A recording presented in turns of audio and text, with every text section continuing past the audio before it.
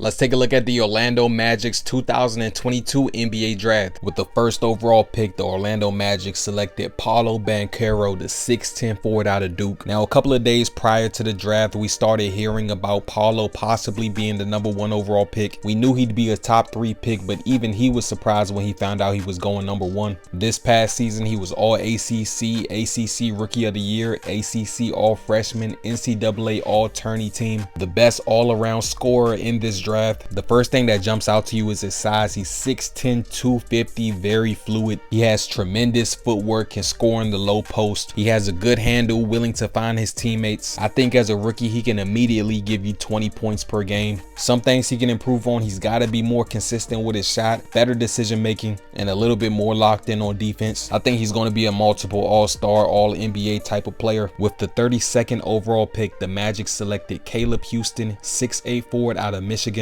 This past season as a freshman, he averaged about 10 points, 4 rebounds, and 1 assist. Caleb's biggest strength is his shooting. He's a catch and shoot guy. He has a quick release off the catch and shoot. He can run off screens. He does have potential defensive upside. He's 6'8". Some things he needs to improve on: his driving, finishing, his playmaking. He's not the most explosive athlete, so he doesn't get a lot of lift and doesn't create much space. He can potentially be a 3-and-D guy in this league, but I do see him spending some time in the G League to sharpen those skills. Going into the offseason, some of the team's needs: a primary scorer, 3-point shooting, wing depth, and veterans. In my opinion, they check off that primary scorer need. Like I said before, I think Paolo Banchero is special. They also get some wing depth by adding Houston. Let's take a look at the roster. This team went 22-60 last year, second worst record in the league. They have a lot of young guards, but no one has really solidified themselves as the guy in the backcourt. Now in the front court, Franz Wagner had a terrific rookie season, first team all rookie. Wendell Carter is coming into his own, and we can't forget this past season this team missed a couple of their key pieces. Markelle Fultz only played in 10 games after coming off that ACL injury,